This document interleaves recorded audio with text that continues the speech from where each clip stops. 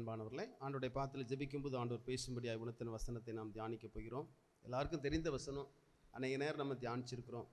ஆனால் ஆண்டவர் அதை பேசும்படியாக உணர்த்தினபடினால நம்ம அந்த வசனத்தை நாம் தியானிக்க போகிறோம். ஒர்ஷிப்பில் முதல் பாட்டில் எடுத்த உடனே என் தம்பி படித்த அந்த சரணம் உங்களுக்கு தெரியுமா? சொல்லுங்கள் பார்க்க. அலைகள், அதாவது அந்த கடல் பிரயாணத்தில் ஆண்டவர் செய்த அற்புதத்தை குறித்து அந்த பாடலை நாம் பாடணும். அப்படி தானே? ஆண்டவர் கொடுத்த செய்தியாக தான் கைகளை தட்டி கர்த்தர் நாமத்தை மைப்படுத்தும். ஆனால் உண்மையிலே கர்த்தர் நம்ம நேசிக்கிறார். நம்முடைய எல்லாருடைய உள்ளங்களையும் அறிந்து அவர் பேசுகிறார். மார்க் எழுதின சுவிசேஷம் 4ஆம் அதிகாரம் 39 41 வசனம். மார்க் எழுதின சுவிசேஷம் 4ஆம் அதிகாரம் 39 41. அவர் எழுந்து காற்றை அதட்டி கடலை பார்த்து, இறையாதே, அமைதலாயிரு என்றார். அப்போது காற்று நின்று போய் மிகுந்த அமைதல் உண்டாயிற்று. அவர் மிகவும் பயந்து, இவர் யாரோ, காற்றும் கடலும் இவருக்கு கீழ்ப்படுகிறதே என்று ஒருவரோடொருவர் சொல்லி கொண்டார்கள். ஆமீன். எல்லாரும் அப்படியே கண்களை மூடி, ஆண்டவரே நீர் எங்களோடு பேசுமப்பா, மனுஷனுடைய சத்தத்தை நாங்கள் கேட்க வரல ஆண்டவரே, மனுஷனை மறைத்து நீங்கள் பேசுங்க ஆண்டவரே. எல்லாரும் ஜெபிக்கலாமா? ஆமீன். எல்லாரும் கண்களை மூடி, நீங்கள் தான் பேசணும் ஆண்டவரே. உம்முடைய வார்த்தையிலே ஜீவன் உண்டு, உம்முடைய வார்த்தையிலே வல்லம் உண்டு ஆண்டவரே. இந்த மனுஷனை மறைத்து நீங்கள் பேசுங்க. ஆமீன். எல்லாரும் கண்களை மூடி ஆண்டவர் நோக்கி நாம் ஜெபிக்கலாமா? எல்லாரும் ஜெபிக்கலாமா? ஆமீன். பல கோடி வார்த்தைகள் நான் கேட்ட போதும் இயேசுவே நீர் பேசும் ஒரு வார்த்தை போதும். பல கோடி வார்த்தைகள் நான் கேட்ட போதும் இயேசுவே நீர் பேசும் ஒரு வார்த்தை போதும். 1000 ஜீவன் உயிர் வாழுமே, 1000 ஜீவன் உயிர் வாழுமே, உம் வார்த்தையில் உண்டு அற்புதமே, உம் வார்த்தையில் உண்டு அற்புதமே. நீரின்றி வாழ்வேது இறைவா, உம் நினைவின்றி மயில் வேது தேவா.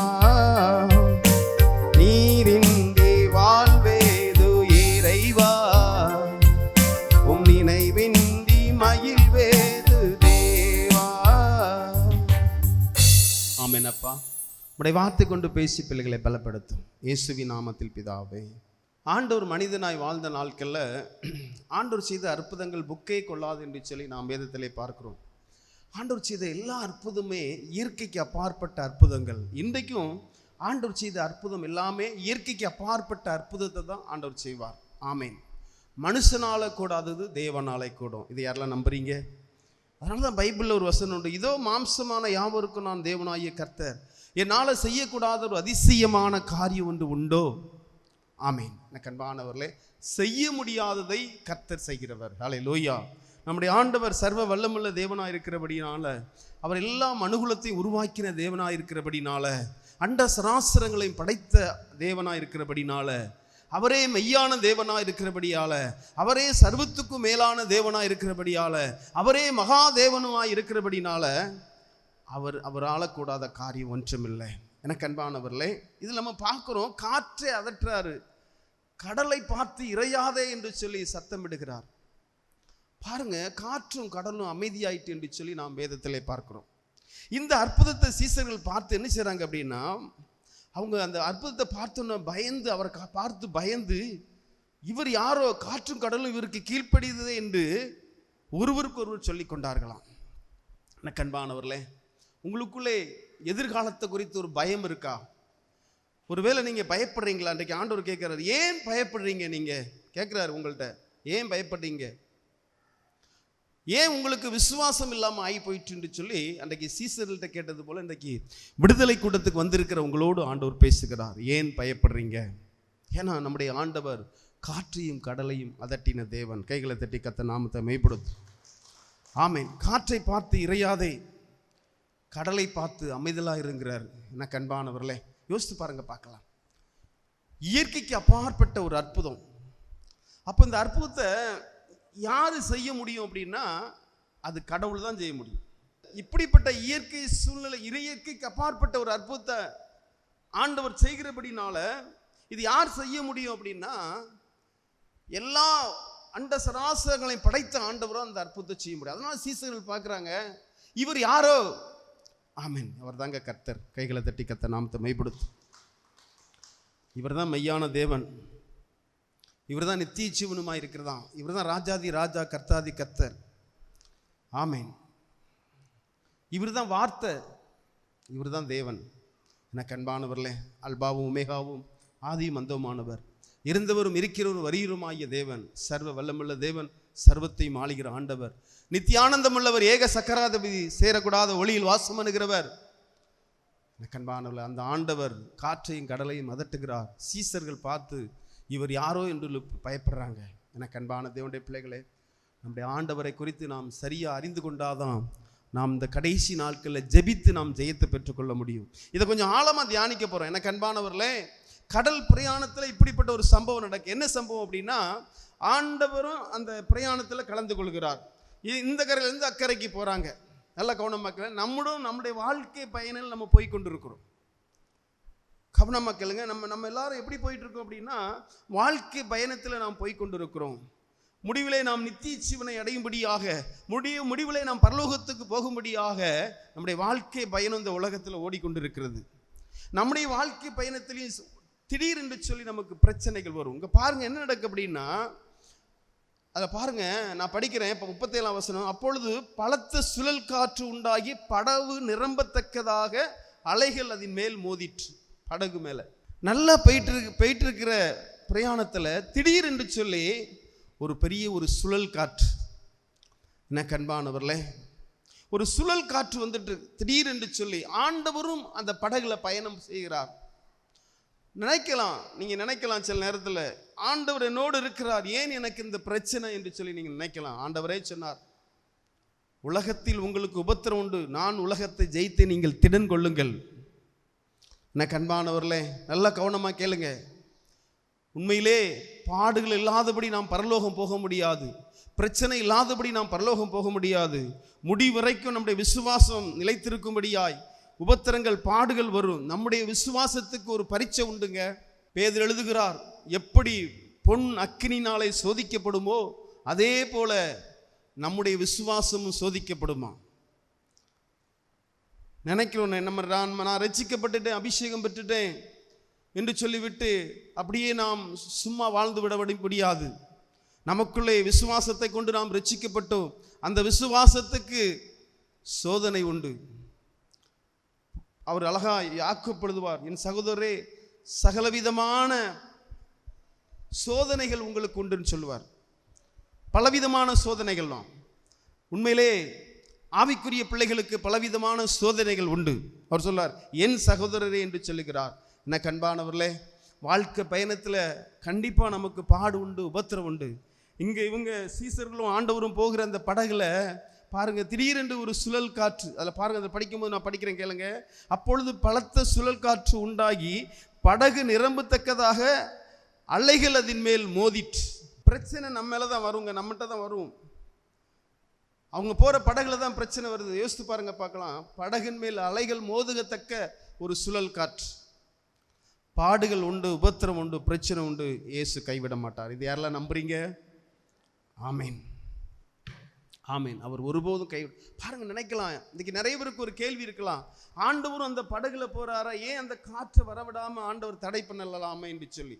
ஆனா வேதம் தெளிவாக சொல்லு, ஆண்டவர் மனிதனாய் வாழ்ந்த நாட்கள்ல அவர் தலையணை வைத்து நித்திரையா இருந்தார்னு சொல்லி அந்த ஒரு வசனத்தை நம்ம பார்க்கலாம். அவர் கடவுள், அவர் தேவனா இருக்கிறார், அவர் மாம்சத்துல வெளிப்பட்டிருக்கிறார், 100க்கு 100 மனுஷனாகவும் வாழ்ந்து கொண்டிருக்கிறார், 100க்கு 100 அவர் தேவனாகவும் இருக்கிறார். நிறைய பேருக்கு இன்னைக்கு கேள்வி என்ன, கடவுள் ஏன் தூங்கணும்னு சொல்லி கேட்கிறாங்க. அவர் தூங்குவதும் இல்லை உறங்குவதும் இல்லை என்று சொல்லி வேதம் சொல்லுதே அப்படின்ட்டு. ஏன்னா அவர் மாம்சத்துல வெளிப்பட்டதுனால நம்ம மனுஷனா இருக்கிற நாம் எப்பெல்லாம் நமக்கு எப்படி பசி உண்டாகுதோ அதே போல ஆண்டவருக்கும் பசி வரும். நமக்கு எப்படி சரீரத்தில் பலவீனமாக இருக்கிறோமோ அதே போல் ஆண்டவருக்கும் பலவீனம் உண்டு. ஏன்னா மாம்சத்தை இரத்தத்தையும் உடையவராய் பூமியிலே வாழ்ந்து கொண்டிருக்கிறார். அனைவருக்குள்ள ஒரு கேள்வி என்ன அப்படின்னா, கடவுள் ஏன் தூங்கணும்னு சொல்லி கேட்குறாங்க.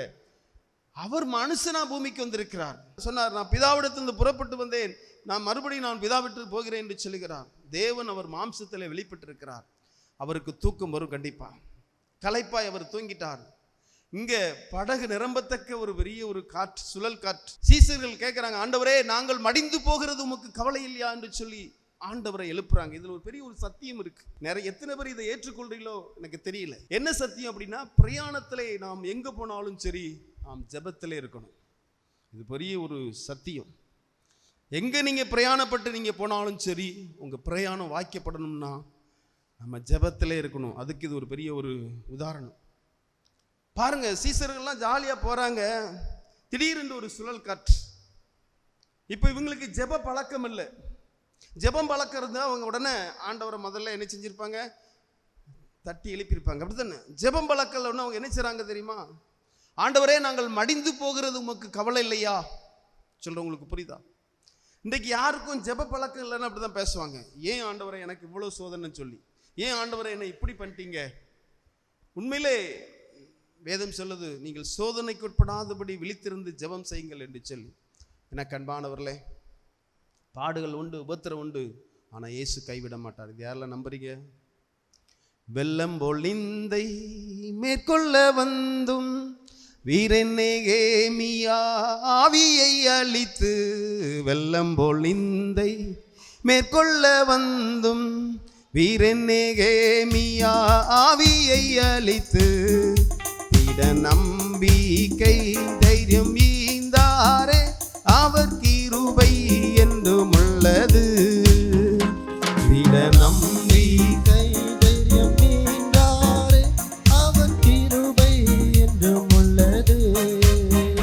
தேவ கிருபை என்றும் உள்ளது, அவர் கிருபை என்றும் உள்ளது.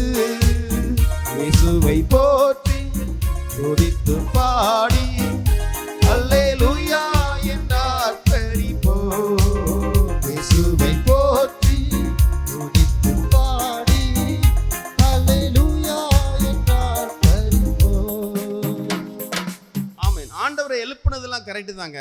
ஆனா அவங்க சொன்னாங்க தெரியுமா, ஆண்டவரே நாங்கள் மடிந்து போதகரே நாங்கள் மடிந்து போகிறது உமக்கு கவலை இல்லையா? என்ன கண்பானவர்களே, அவர் நமக்காய் பரிதபிக்கிற ஆண்டவர், நம்மை விசாரிக்கிற தேவன், நம்மை திருப்தியாக்குற கர்த்தர், நம்மளை சோர்ந்து போக விடவே மாட்டார். பைபிள் சொல்லுது, சோர்ந்து போறவனுக்கு பலத்தையும் சத்துவம் இல்லாதவருக்கு சத்துவத்தையும் பெருக பண்ணுகிற ஆண்டவர். சீசர்கள் கேட்குறாங்க, ஆண்டவரே நாங்கள் மடிந்து போகிறது உமக்கு கவலை இல்லையா? நம்மளை மடிந்து போக விடவே மாட்டார். இது யாரெல்லாம் நம்புறீங்க? தம்மால் தெரிந்து கொள்ளப்பட்ட பிள்ளைகளை மடிந்து போக விடவே மாட்டார். சொல்லுங்க, அவரால் தெரிந்து கொள்ளப்பட்ட பிள்ளைகள் அவர் என்ன செய்ய மாட்டாரு? மடிந்து போக விடவே மாட்டார். இதை யாரெல்லாம் நம்புறீங்க? ஆமேன். ஆண்டவரே போதகரே நாங்கள் மடிந்து போகிறது உமக்கு கவலை இல்லையா? ஆண்டவர் பாருங்க, உடனே அவர் எழுந்து காற்றை அதட்டி கடலை பார்த்து, இறையாதே அமைதலாயிரு. அப்பொழுது காற்று நின்று போய் மிகுந்த அமைதல் உண்டாயிற்று. எனக்கு அன்பான தேவன், அவர் சொல்ல ஆகும், அவர் கட்டளையிட்டா நிற்கும். ஆமேன். பூமி எல்லைங்கும் உள்ளவரே நோக்கி கூப்பிடுங்கள், அப்பொழுது ரட்சிக்கப்படுங்கள் என்று சொல்லி ஏசாயா 45ஆம் அதிகாரத்தில் நாம் பார்க்குறோம். இரக்கமுள்ள தேவன், மனதுருக்கமுள்ள ஆண்டவர், அவர் ஒருபோதும் நம்மளை கைவிடவே மாட்டார். கைகளை தட்டி கத்த நாம் தமைப்படும். காற்றையும் கடலையும் அதட்டிய தேவன், அவர் ஒருபோதும் நம்மளை கைவிட மாட்டார். ஆமேன். அவர் இரக்கமுள்ளவர், மனதுருக்கமுள்ள ஆண்டவர்.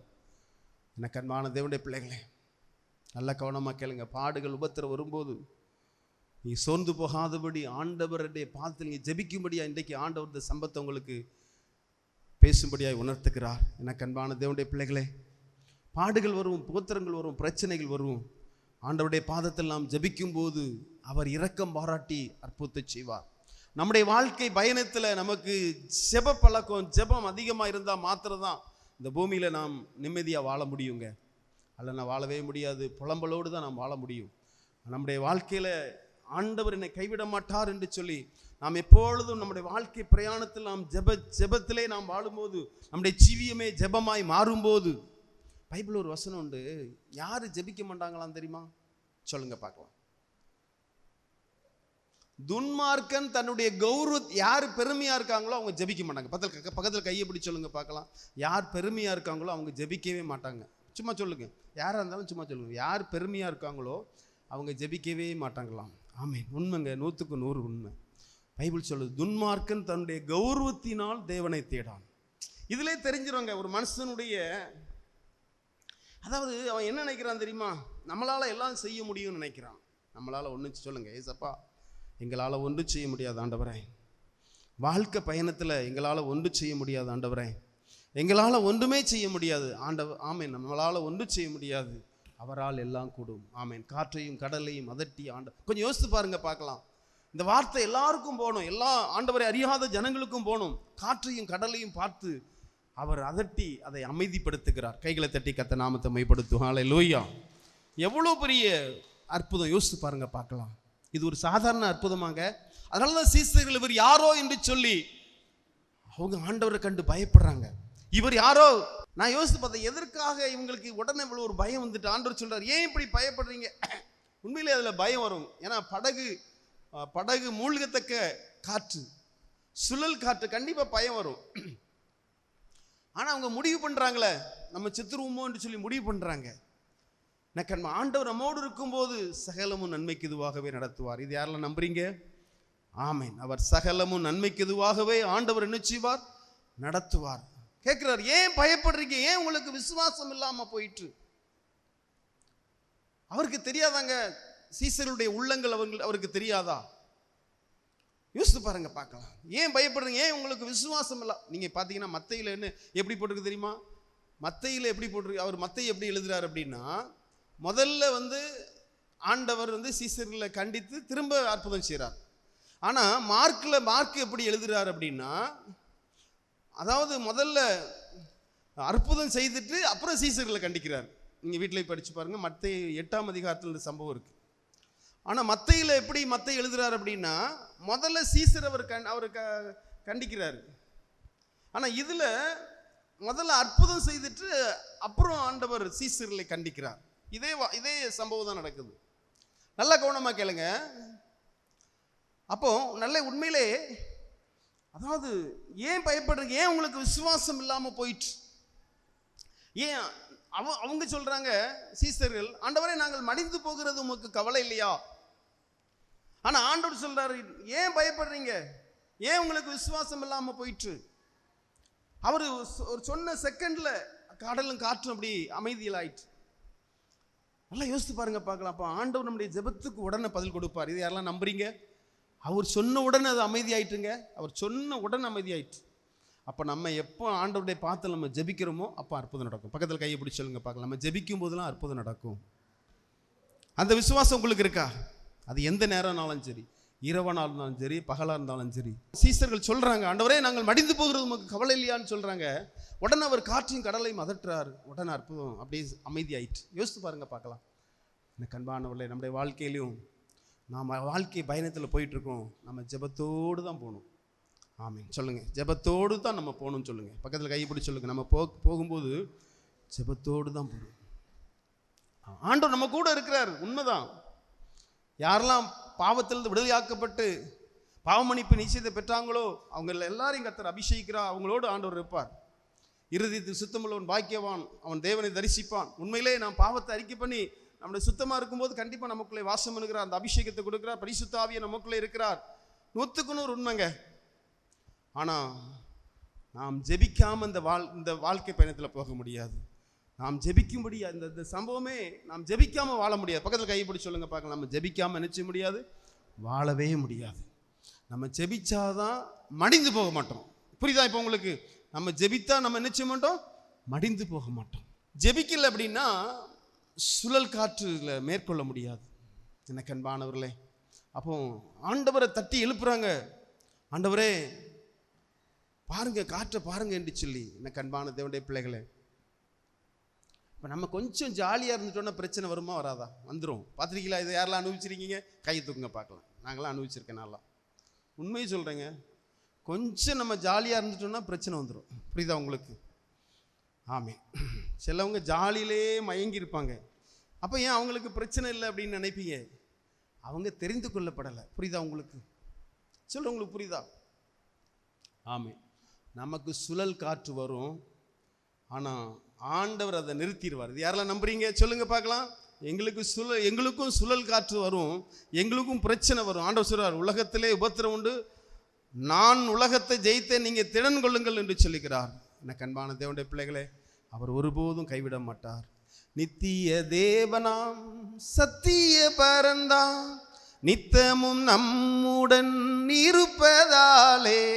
நித்திய தேவனாம் சத்திய பரந்தாம் நித்தமும் நம்முடன் இருப்பதாலே. என்றும் துதியுங்கள் இயேசு நல்லவர், அவர் கிருபை என்றும் உள்ளது. என்றும் துதியுங்கள் இயேசு நல்லவர், அவர் கிருபை என்றும் உள்ளது. தேவ கிருபை என்றும் உள்ளது, அவர் கிருபை என்றும் உள்ளது. இயேசுவை போற்றி துதித்து பாடி அல்லேலூயா என்றார் பணிப்போம். இயேசுவை போற்றி துதித்து பாடி அல்லேலூயா என்றார் பணிப்போம்.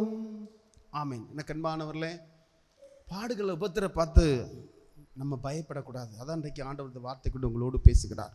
உபத்திரங்கள் பாடுகள் வரும்போது பயப்படாதபடி, ஆண்டவரே நீர் காற்றையும் கடலையும் அதட்டுகிற ஆண்டவரப்பா, உமக்கு அற்புதம் செய்வது லேசான காரியம், உமக்கு அற்புதம் செய்வது லேசான காரியம். ஐயோ இது நடந்துருமோ அது நடந்துருமோ, ஒன்றும் நடக்காது. எதிர்காலத்தை குறித்து பயப்படாதீங்க, இயேசு கைவிடவே மாட்டார். இது யாரெல்லாம் நம்புறீங்க? அவர் ஒருபோதும் கைவிட மாட்டார். நம்ம அவரால் தெரிந்து கொள்ளப்பட்டவங்க. ஆமேன். நம்ம அவருடைய பிள்ளைங்க. நம்மெல்லாம் யாரு? ஆமேன், ஆண்டவருடைய பிள்ளைங்க, அவரால் தெரிந்து கொள்ளப்பட்ட பிள்ளைங்க. அவர் ஒருபோதும் நம்மளை கைவிட மாட்டார். ஆண்டவர் கேட்கார், ஏன் பயப்படுறீங்க? ஏன் உங்களுக்கு விசுவாசம் இல்லாமல் ஆயிற்று போயிற்று? ஆமேன். சொல்லுங்க, ஆண்டவரே நான் இன்னும் விசுவாசம் எனக்குள்ளே பெருகணும்ப்பா, எனக்குள்ளே இன்னும் விசுவாசம் பெருகணும். ஆமேன். நம்மெல்லாம் வாழ்க்கை பயணத்தில் பயப்படக்கூடாதுங்கிறதுக்கு தான் ஆண்டவர் அதட்டி கேட்குறாரு. ஏன் பயப்படுறீங்க? ஏன் உங்களுக்கு விசுவாசம் இல்லாமல் ஆயிற்று? ஏன் தெரியுமா? வாழ்க்கை பயணத்தில் நாம் பயப்படாதபடி, நாம் எப்பொழுதும் ஜெபித்து ஆசீர்வாதத்தை பெற்றுக்கொள்ளும்படியாய் ஆண்டவர் இன்றைக்கு விடுதலை கூட்டத்துக்கு வந்திருக்கிற உங்களோடு பேசுகிறார். ஏன் பயப்படுறீங்க? ஏன் உங்களுக்கு விசுவாசம் இல்லாமல் போயிட்டு? நம்மெல்லாம் யெகோவா தேவனுடைய பிள்ளைங்க. கைகளை தட்டி கர்த்தர் நாமத்தை மைப்படுத்துங்க. நம்மெல்லாம் கிறிஸ்துவின் பிள்ளைகள். ஹல்லேலூயா. ஆமென். கர்த்தராகிய இயேசு கிறிஸ்துவுடைய பிள்ளைகள். அவர் ஒருபோதும் நம்மளை கைவிட மாட்டார். பாடுகள் உண்டு, உபத்திரம் உண்டு, பிரச்சனை உண்டு. நாம் ஜெபிக்கும்போது அதை அவர் கண்டிப்பாக நம்மளை சால்வ் பண்ணுவார்.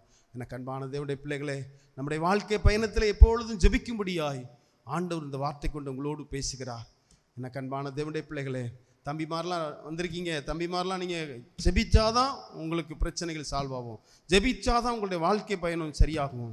ஆமேன். ஜெபிக்காதபடி எந்த ஒரு காரியம் நடக்காது. தகப்பன் தன்னுடைய பிள்ளைகளுக்கு ஜெபிக்கணும், இது சரியான காரியம். தாய் தன்னுடைய பிள்ளைகளுக்கு ஜெபிக்கணும். இன்றைக்கி நிறைய தாய்மார் பிள்ளைகளுக்கு ஜெபிக்கிறாங்க, ஆனால் தகப்பன்மார் நிறைய பேர் ஜெபிக்கிறது இல்லை. உங்கள் பிள்ளைகளுக்காக நீங்கள் திறப்பில் நிற்கணும், உங்கள் பிள்ளைகளுக்காக நீங்கள் திறப்பில் நிற்கணும். அதுக்கப்புறம் நாம் பிள்ளைகளை குறித்து நாம் கவலைப்படுகிறோம். எனக்கு அன்பானவர்களே, நாம் பிள்ளைகளுக்காக ஜெபிக்கும்போது கர்த்தர் உயர்த்துவார், கர்த்தர் நம்மை பாதுகாப்பார். இதை யாரெல்லாம் நம்புறீங்க? அவர் இல்லாமல் ஒன்றும் செய்ய முடியாதுங்க, அவர் இல்லாமல் நம்ம வாழ முடியாது. ஆமென். நம்முடைய ஆண்டவர் இயற்கைக்கு அப்பாற்பட்ட அற்புதத்தை செய்கிற ஆண்டவர். எனக்கு அன்பான தேவனுடைய பிள்ளைகளே, உங்கள் மேலே ஆண்டவர் அன்பு வச்சிருக்கிறார். அதனால தான் இன்றைக்கு ஆண்டவர் இந்த வார்த்தை கொண்டு உங்களோடு பேசுகிறார். ஆமென். சில நேரத்தில் அதாவது பெரிய பிரச்சனை போல் இருக்குங்க, ஆனால் ஜெபிச்சிட்டோம் அப்படின்னா அது சின்ன பிரச்சனையாய் மாறிடும். அதுக்கு உடனே ஒரு பதில் வந்துடுங்க. எனக்கு அன்பான தேவனுடைய பிள்ளைகளே, அவர் ஒருபோதும் உங்களை கைவிட. அன்றைக்கு எரேமியா தீர்க்கதரிசியை பார்த்து சொல்கிறாரு, என்னை நோக்கி கூப்பிடு, நான் உனக்கு மறுவுத்தர அருளி செய்வேன், நீ அறியாதும் வெட்டாதுமான பெரிய காரியங்களை உனக்கு அறிவிப்பேன்னு சொல்லியிருக்கிறாரு. எனக்கு அன்பான தேவனுடைய பிள்ளைகளே, நம்முடைய வாழ்க்கை பயணத்தில் நாம் ஜெபித்து நாம் ஜெயத்தை பெற்றுக்கொள்வோம். விசுவாசமுள்ள ஜெபம் பெரியாளியை ரட்சிக்கும். விசுவாசமுள்ள ஜெபம், ஆமேன், அது இயற்கைக்கு அப்பாற்பட்ட அற்புதத்தை ஆண்டவர் செய்வார். எல்லாரும் எழுதி நிற்கலாமா தேவ சமூகத்தில்? ஆமேன். எல்லாரும் ஒரு மனதோடு, ஆண்டவரே நீர் காற்றுகளையும் கடலையும் அதட்டின தேவனப்பா என்று சொல்லி எல்லாரும் பாரத்தோடு தேவ சமூகத்தில். ஆமாம். நம்முடைய வாழ்க்கை பயணத்தில் நிறைய பிரச்சனை உண்டு. நம்முடைய வாழ்க்கை பயணத்தில் நிறைய பிரச்சனை. நாம் ஊழியம் செய்யும் போது, நாம் உண்மையான விசுவாசியாக இருக்கும்போது, உண்மையிலே அவருடைய இரத்தத்தால் கழுவப்பட்டு நாம் அபிஷேகத்தை பெற்று அவரோடு இருக்கும்போது நம்முடைய வாழ்க்கையில் பிரச்சனை உண்டு, பாடு உண்டு. ஆனால் இயேசு ஒருபோது நம்மளை கைவிட மாட்டார். அதை எப்படி மேற்கொள்ளலாம் என்று சொன்னால், ஜெபித்து தான் மேற்கொள்ள முடியும். அல்லேலூயா. ஆமென். எல்லாரும் தேவ சமூகத்தில் ஆண்டவர் நோக்கி ஜெபிங்க. ஆண்டவரே, நீர் என்னை நடத்தும் அப்பா, நீர் என்னை நடத்தும் ஆண்டவரே. ஆமென். நான் ஜெபித்து நான் ஜெயத்தை பெற்றுக்கொள்ளணும். அப்படிப்பட்ட கிருபை எனக்கு தாங்க ராஜா. ஆமென். எல்லாரும் எப்படி ஜெபிங்க பார்க்கலாம். ஜீசஸ். இவரே நல்ல நேசர், என்றுமை தாங்கி நம்மை நடத்துவான். இவரே நல்ல நேசர், என்றுமை தாங்கி நம்மை நடத்துவான். தீமைகள் ஆமென் சேதங்கள் சீரோ நம்மை காத்திடுவான். தீமைகள் சேதங்கள் சேரா நம்மை காத்திடுவார். என் இன்ப துன்ப நேரம் நானும்மை சேருவே. பாடுகள் வந்தாலும் சரி, உபத்திரம் வந்தாலும் சரி, ஜெப ஜீவித்தை விட்டுறாதீங்க.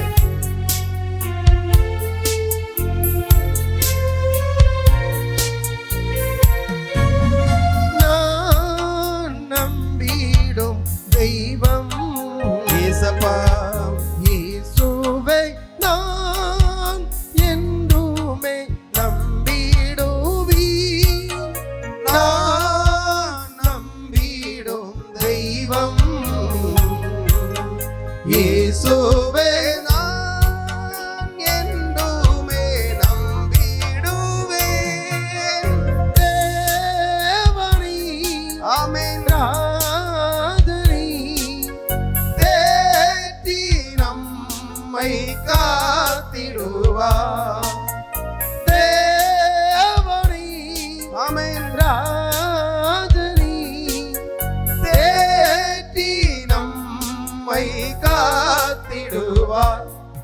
என் இன்ப துன்ப நேரம் நானும்மை சேருவே.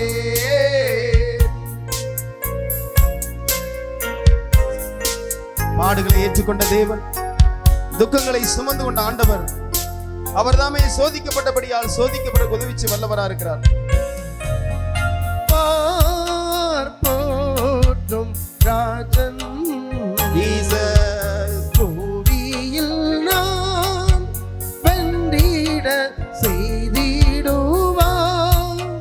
பார்ப்போற்றும் ராஜன் இயேசு பூவியில் நான் வென்றிட செய்திடுவார். மேகத்தில் ஆமென். தோன்றுவான். இயேசுவை போல மாறிடுவேன். வேகத்தில் தோன்றுவார். இயேசுவை போல மாறிடுவேன். என் இன்ப துன்ப நேரம் தானும்மை சேருவே.